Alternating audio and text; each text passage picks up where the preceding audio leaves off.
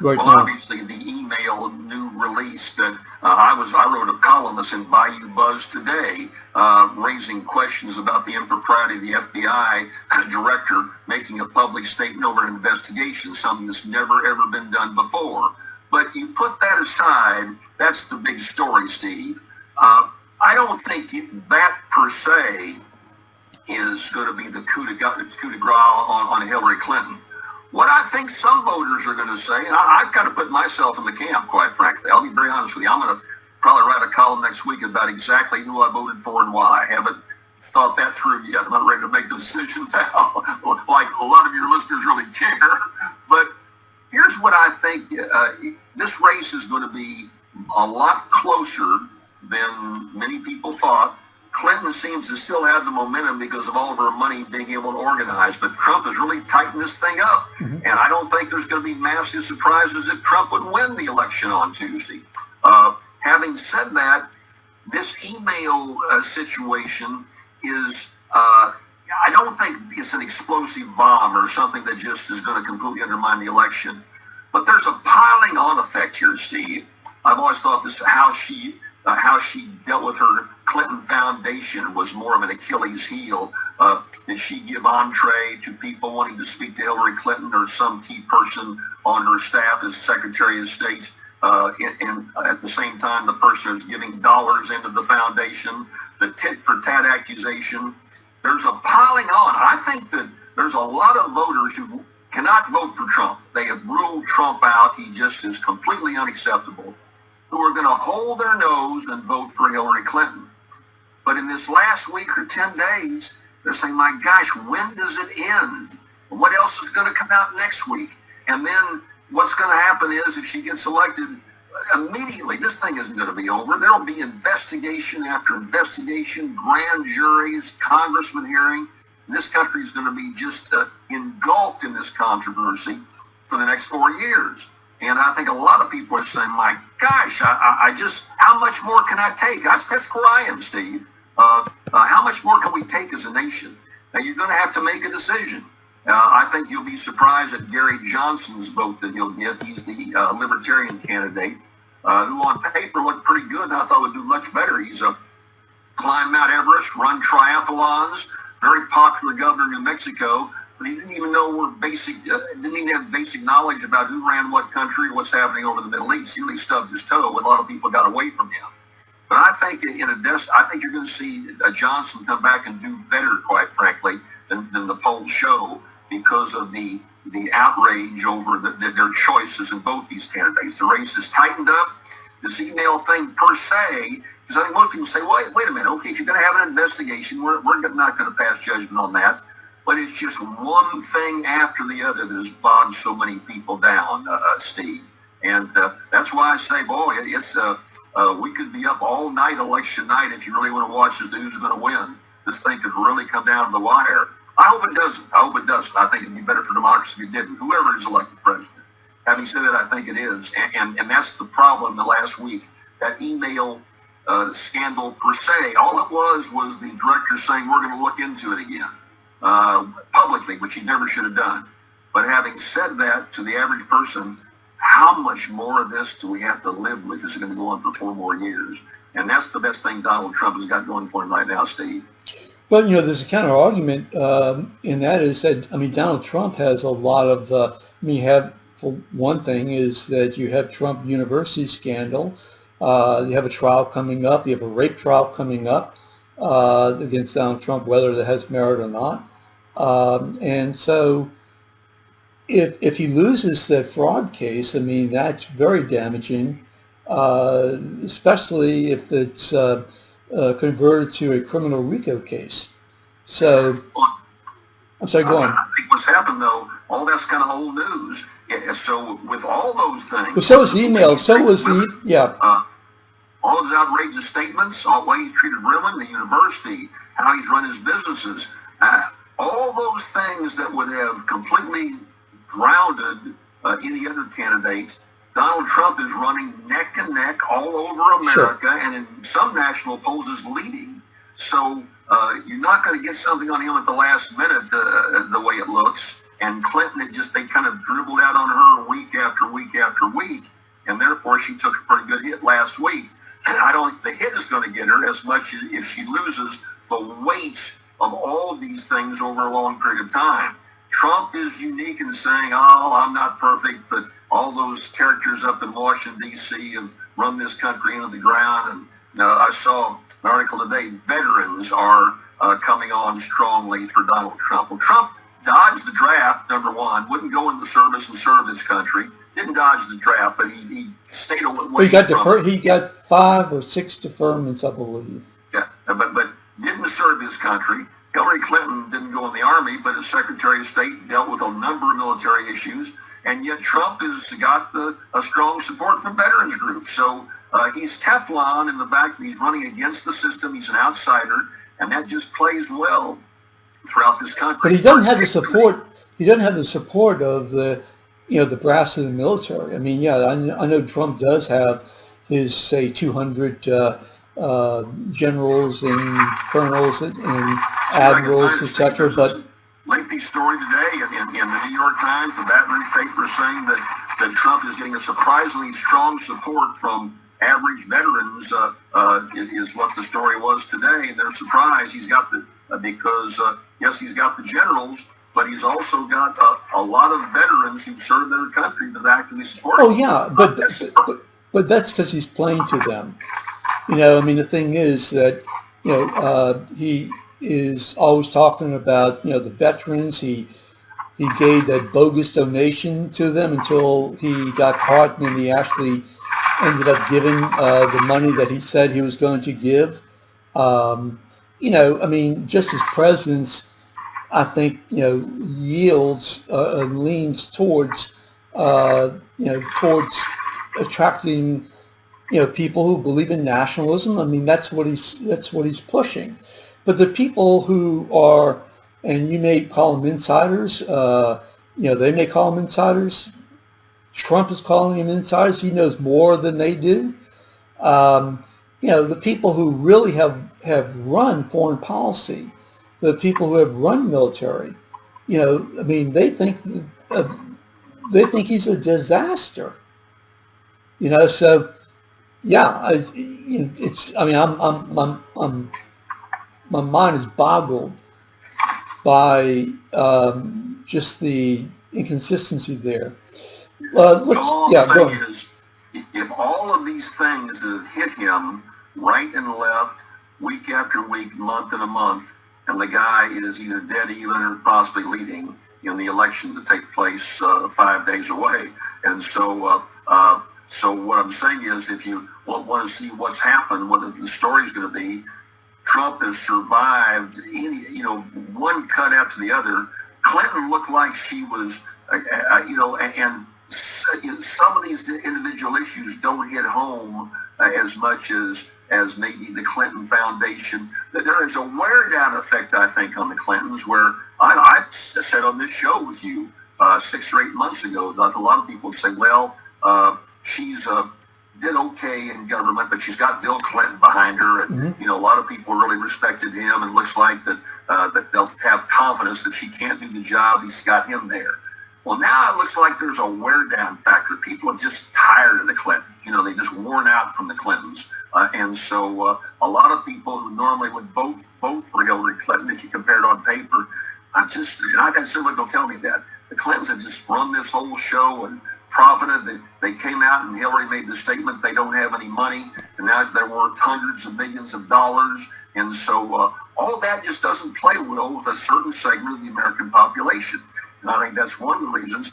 And it applies to both candidates. You asked in a naval discussion the other night, I said, well, why are you voting for Clinton? All they talked about how bad Donald Trump was, didn't say one word about Clinton. And someone else says, why are you voting for Trump? All they talked about was Clinton, how bad she is. You see, they didn't give me one positive thing about their candidate. It was the negative of the other candidate. Sure. And so that's why we've always said, you and I have agreed, people are going to hold their nose and vote one or the other. I'm just thinking that is the piling on effect coming at Clinton at a bad time. And she wants this election over as soon as she can get it over, quite frankly, Steve. Oh, very close. She's going to have to fall in line with everybody.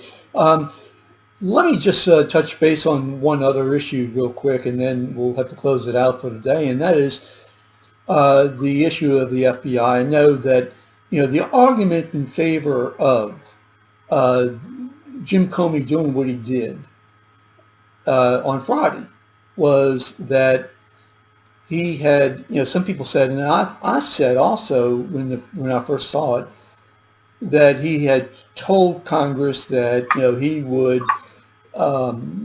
contact them if there was any new information, and that's not exactly what happened.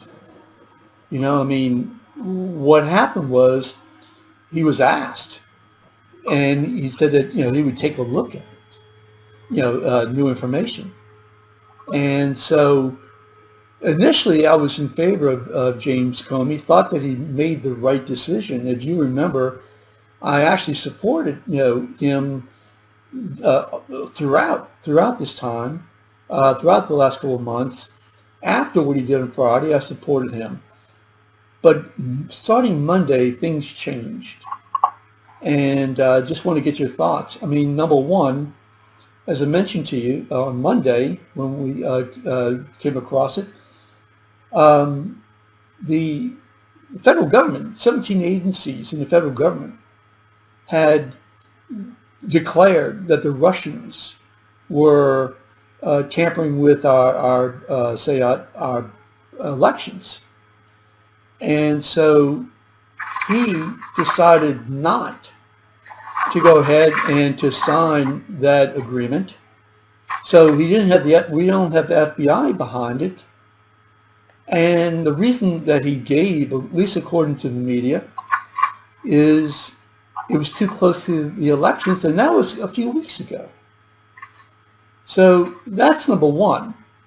If it's too close to elections to not say what 17 organizations of your same government are saying, then, and if you didn't make a commitment, to inform Congress at a particular time, at least, then I don't get, it's very inconsistent. So let's touch on that one. What do you think? I think it's a great inconsistency. I think you're right. Look, the FBI, and this is confusing to some of our listeners, the FBI doesn't bring charges against anybody. They don't go into court. Their sole authority is to investigate and gather information and turn it over to the Justice Department or a U.S. attorney to make the decision as to whether to proceed or not. Call grand juries, actually bring charges. And that's been traditional, and with few exceptions, and where they've been highly criticized for doing so, the Justice Department never makes any of this public because all they do is an information gather. Well, Comey, who had a lot of information, chose to not say anything in the Trump investigation with Russia, and yet with Clinton, he releases something early about a month ago, then comes back and says, well, we're still looking at it, and this wasn't like he was asked a question. He put this in writing. And Steve, some people may say, well, you guys are partisan, you don't like Trump. All I can tell you is that he's been highly criticized by the Wall Street Journal, by several recent attorney generals. First of all, Holder, the past attorney general, said what he did was dead wrong. So did Alberto Gonzales, George Bush's attorney general. Michael McCloskey, another George Bush attorney general, all said it was completely improper. So did the key ethics lawyer in George Bush's administration. 100 federal prosecutors, most of which were Republican, all came out and said what Comey done was dead wrong. He should investigate and not go public, particularly when it can affect the outcome of an election. And so, as a consequence, I think he went way over the line. I think in his mind, he told Congress, first of all, he never should have written to Congress that he's closing the investigation a month ago. Then he felt, I think, and I don't think there was an ulterior motive where he was trying to influence the election. He thought, well, he told them one thing, they'd get to tell him something else. Well, he messed up in both instances by saying anything public because it's not his job. And as all these former attorney generals and prosecutors, most of which were Republicans, said, it's something he's never done before, and yet you do it, and maybe you didn't mean this, Mr. Comey, but your commentary could well have an outcome and actually make a difference in this coming election. So, well, yeah, and I agree. I agree. Now, I would take the position as I have, and that is that when you had the Clinton Attorney General meeting, that kind of changed things, especially when she put it into allowed him to make the recommendation. But he gave his reasons, which was over the line, and I think he also tried to defend the institution when he gave his reasons. And so, I mean, that's just a very bad situation. I think that, quite frankly, that Clinton's and Loretta Lynch really messed that up. But here, aside from that, aside from giving his reasons after saying that, that no, there's no reason to indict. And like I said, I mentioned the thing about the issue about his editorial. You mentioned about the editorializing, so we talked about that. The bombshell letter to Congress. We've talked about that, whether or not that should have been done or not being done.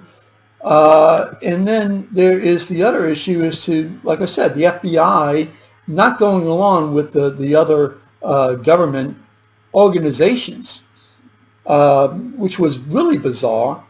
And then early this week, I think it was Monday, the FBI releases the complete file on the Mark Rich pardon investigation. I mean, something that happened over 10 years ago. They dumped the file. They put it on Twitter, and their argument is, well, this was just following a procedure that we've always followed. But they never ever have put anything on Twitter until a couple of weeks ago. And the first thing they put on Twitter was a file, that was actually positive about Fred Trump. So the idea they were doing something, that had a long history isn't true at all. And they certainly didn't have any time delays. So, I mean, that's just part of the problem that I think he has at this point in time. And then on top of that, you have the situation where he's actually losing control over the FBI. I'm parroting what was said in the Hill in editorial. You have the FBI, and tell me what you think about this. You have the FBI who, you have some agents there who really believe that Loretta Lynch and the Justice Department should have gone and maybe prosecuted against the Clinton Foundation. Now, I have no opinion as to whether or not that's, that they should, she should have done that or not. FBI had according to the Wall Street Journal, FBI had taken a secret tape of a witness. They presented information to the Justice Department, and this is, I think, in February.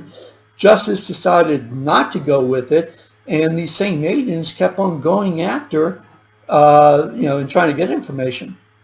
So Justice saying no. Now all of a sudden it's heard all over Fox News and elsewhere that Justice is trying to shut it down. Okay, shut down the investigation, and these agents who are unknown, unnamed, are saying that they think that there's going to be an indictment. I mean, how fair can you get? I mean, look, if the FBI wants, I mean, to me, now we're talking about a military state. Now we're talking about the KGB. Now we're talking about the SS. Now we're talking about the police state that is actually taking over and telling the government what to do. And that's what's happening, and that's what James Comey, in my